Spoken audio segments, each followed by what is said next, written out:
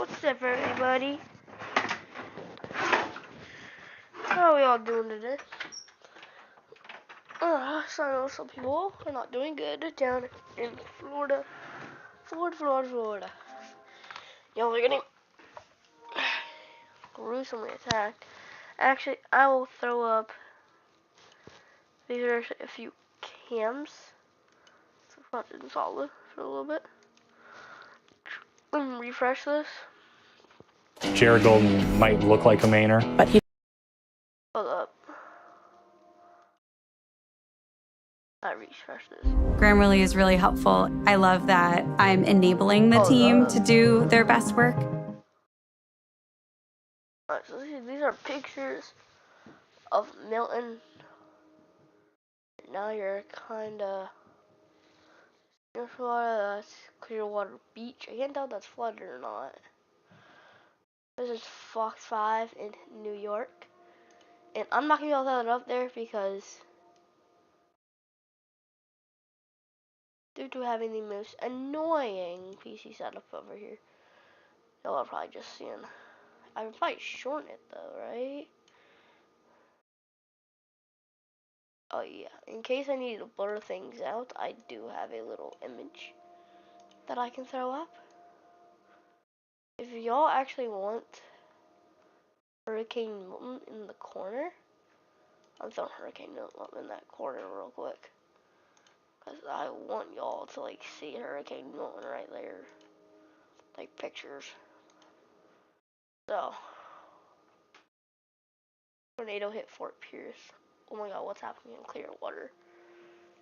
People are asking in their chat what's happening in Clearwater.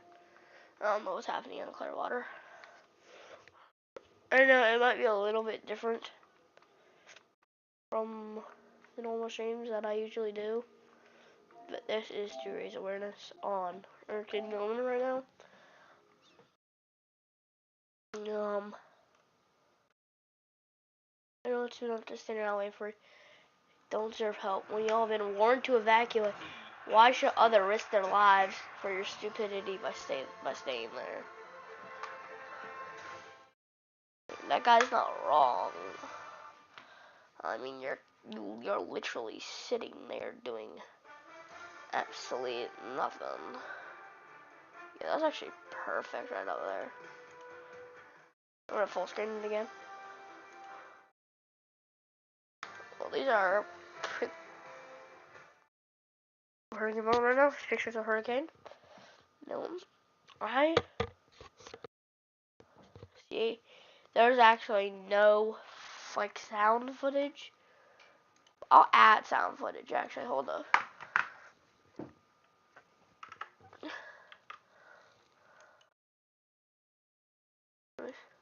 Nah, there's no.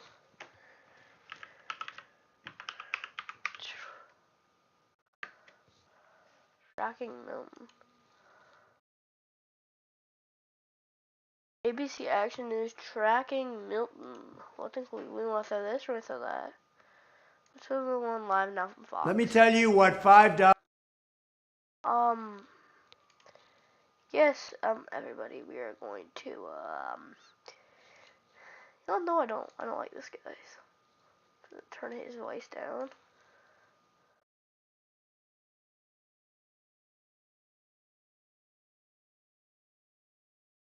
Warnings issued. So it just puts in perspective what we're seeing there.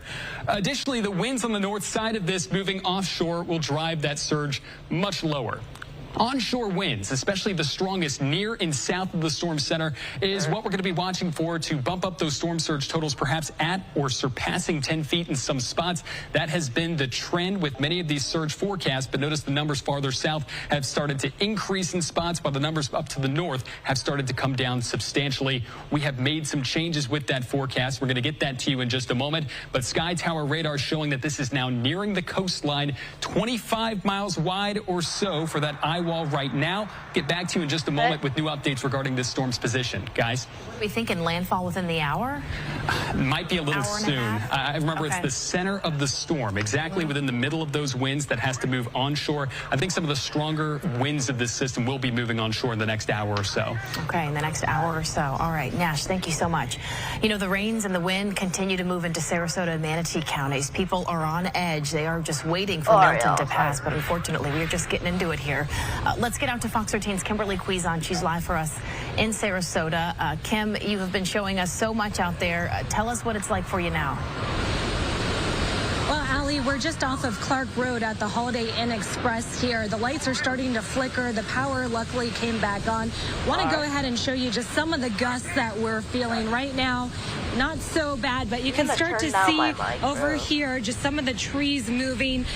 Car wash, we want to show you this. This is a Circle K over here. You can start to see just some of the things hanging off. We've seen a lot of the trees rocking off. I think we're about to get one of those gusts right now, but this is why you need to be indoors at this point. A lot of this stuff can turn into flying shrapnel. We're lucky we're underneath a covered parking area here at the Holiday Inn, but want to show you some video today. This is from the Cortez Fishing Village. There was still some time for people to prepare here to get their boats ready, and you have to think about the Cortez Fishing Village. They were impacted greatly from Helene. Now they have Milton, and the Milton has its eyes set on the Manatee, Sarasota County area.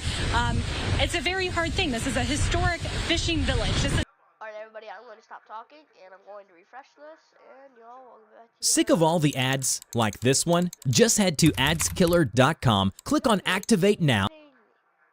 Not only tourism, but the fish that we get. How important is it that we get this back up and running and help fishermen no matter what we face?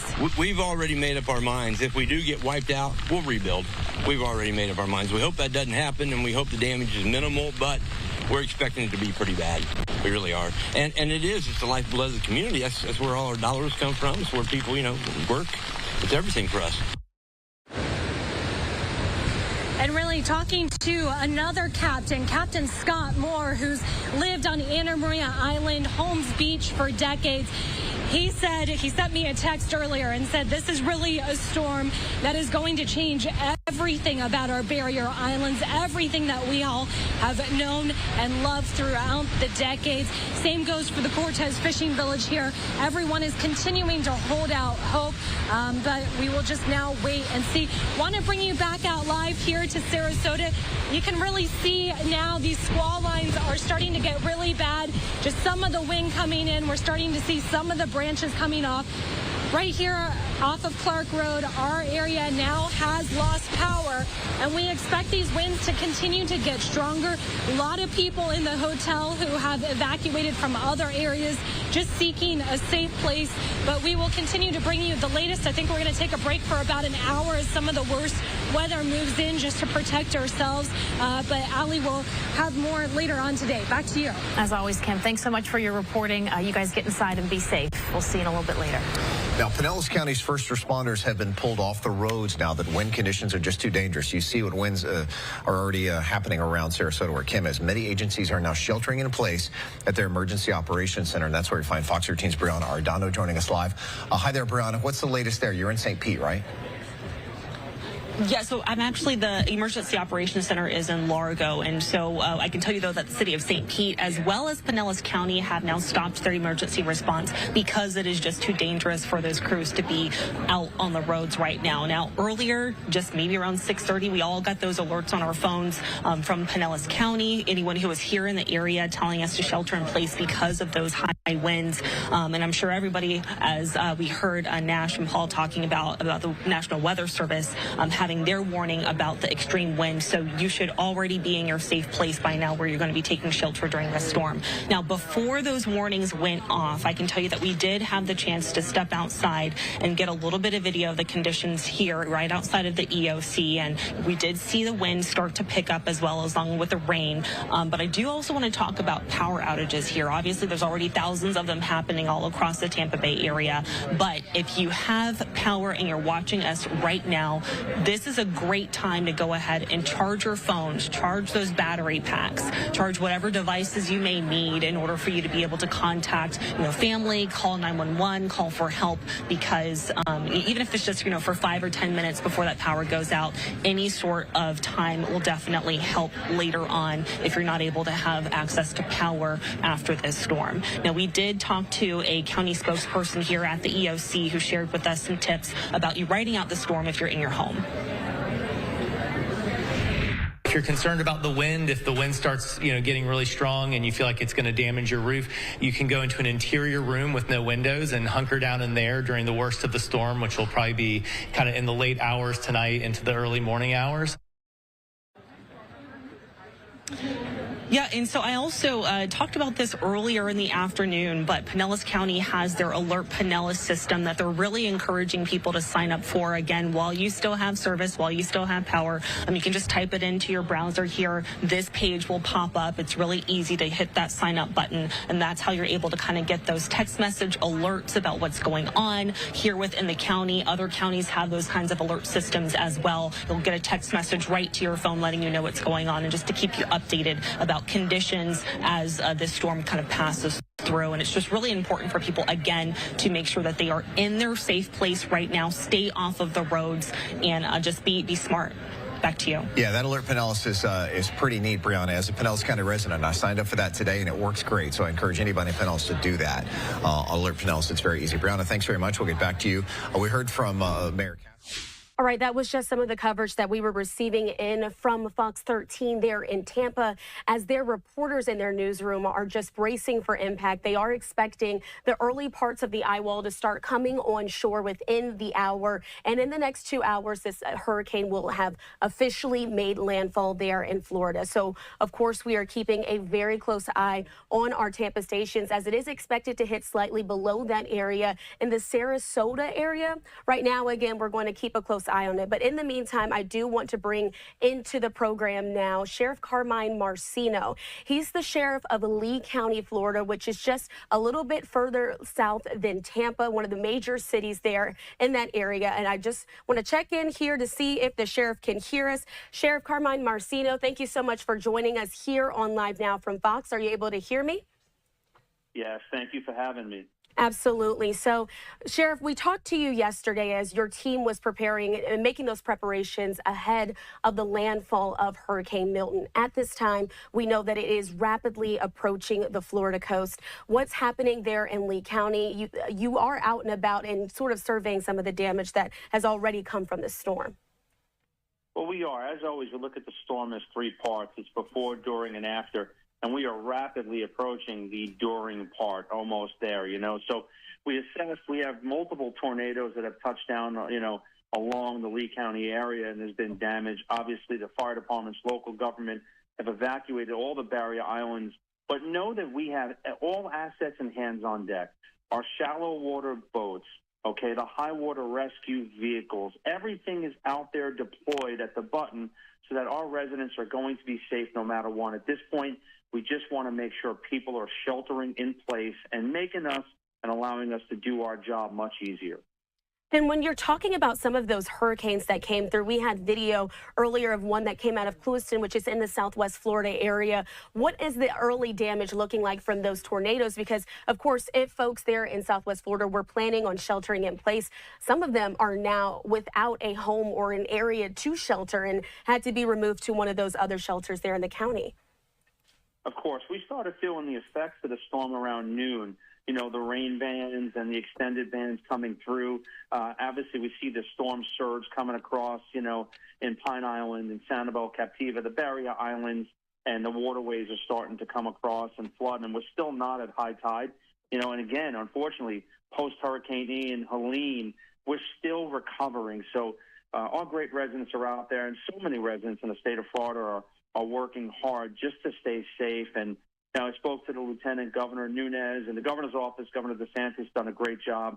Senator Scott, everyone is talking, communicating, working to make sure that local law enforcement, local, state, and federal partners are working together as a cohesive team to ensure the residents get concierge level of service during time of need.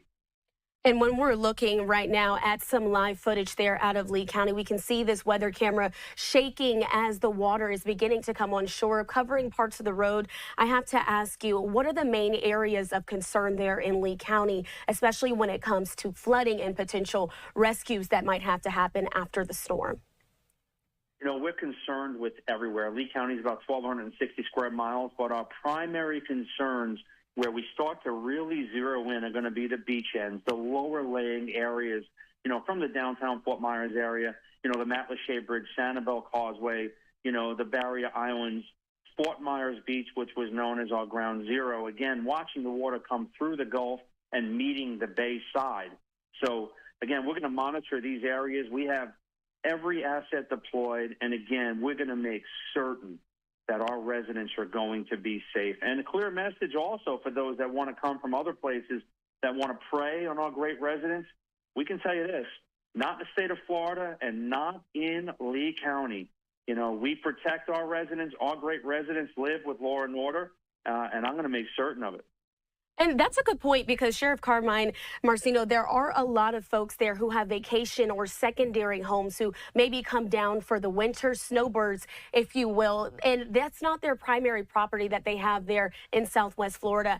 What is the concern like for safety and of their property to make sure that no bad actors are continuing or maybe even thinking about burglarizing some of these homes that aren't currently occupied? Of course. I mean, that's always a concern, and we plan properly for it strategically. We use all our equipment, drones, electronic surveillance units, detectives, plainclothes people. It's all hands on deck, and we communicate with our sheriff partners throughout the entire state.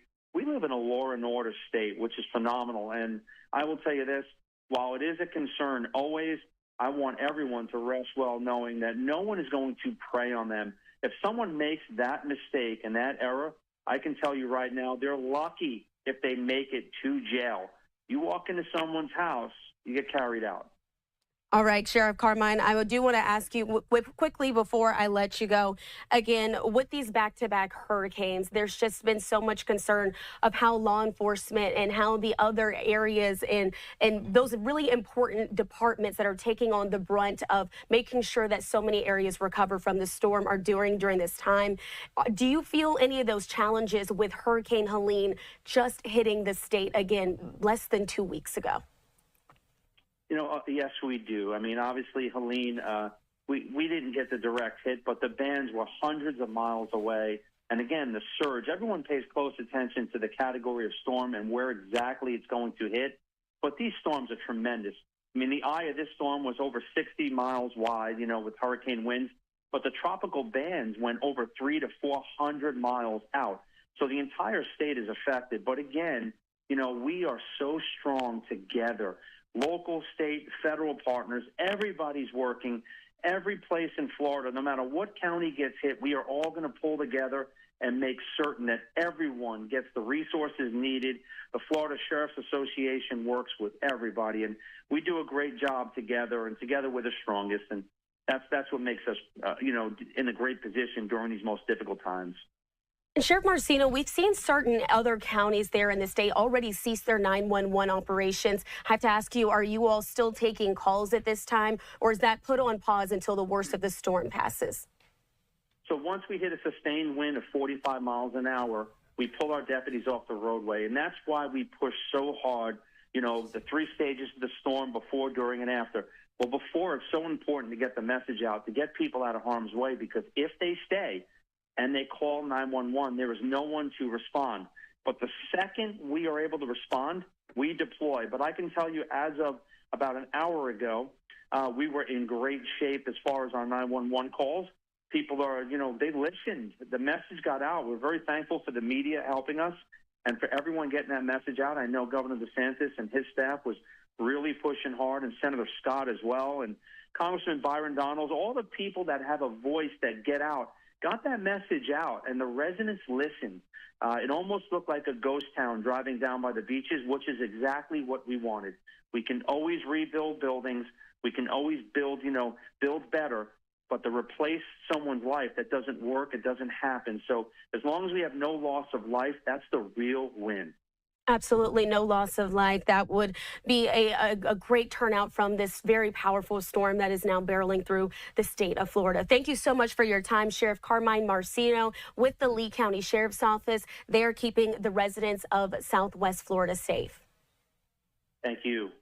All right, again, we are going to continue on with our coverage here of Hurricane Milton, tracking as it is quickly approaching the Florida Peninsula. We have been hearing some results to say that it's going to hit before midnight Eastern time. So those exact times aren't confirmed, but again, they are expecting some of the worst winds and rains to come through the Tampa area within the next hour and a half or so. So let's go ahead and listen back into our coverage there. And on the other side of this 2-minute break, we're going to be tuning back into Fox 13 as they are continuing to give the latest update there of the storm.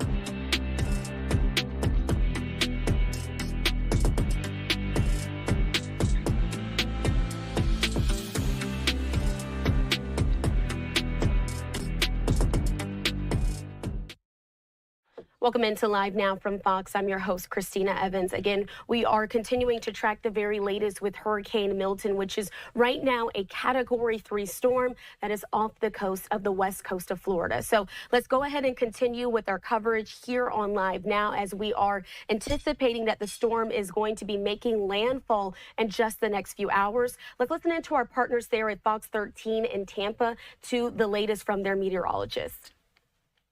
Shore, and you get that surge. That's what we'll be watching for. Now, once again, Sky Tower radar showing that eye nearing the coastline there. And again, just more and more of that heavy rain.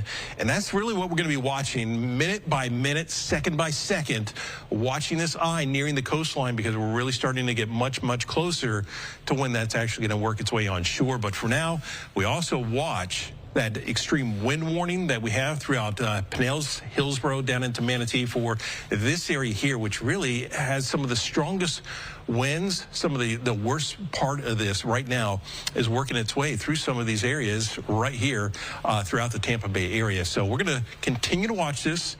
I've got Nash in here as well. Paul's going to be back in just a few minutes, and we're going to be continuing to just track this, working its way on shore. We'll send it back over to you guys. Oh, all right, Jim. And unfortunately, that wind warning extends extends to 9:30, so we still have 2 more hours of that. Yeah, I'm getting a couple of Facebook comments. I know you're getting some too. One says it's awfully scary and nasty in North Clearwater right now. A couple of signs down in St. Pete. A friend of mine's in Lakeland. Some roof damage there. So power out we're starting to hear about the signs. We've already seen some trees starting to come down. So I think that's going to be the theme of the night as these continue. We hope it doesn't get too much worse, and you don't want trees on houses. That's where, of course, it becomes a much bigger issue. Yeah, the biggest thing is that you're in your safe place right now. Yep. And we want to continue to show you more areas of Hillsborough County where we're seeing some damage. Yeah, Fox 13 Jennifer Vaglis joins us now from MLK Jr. Boulevard near Raymond James Stadium. She's got a look at the neighborhoods nearby. As Hurricane Milton approaches Tampa Bay, we drove around Hillsborough County taking stock of the impact so far. The Baycrest Park neighborhood in Town and Country right off Memorial Highway was already seeing flooded roads.